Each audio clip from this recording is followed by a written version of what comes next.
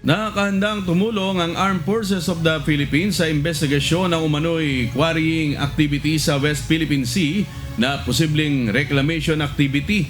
Ayon kay AFP spokesperson Colonel Francel Margaret Padilla, patuloy na binabantayan ng militar ang mga isyung may kaugnayan sa pambansang seguridad.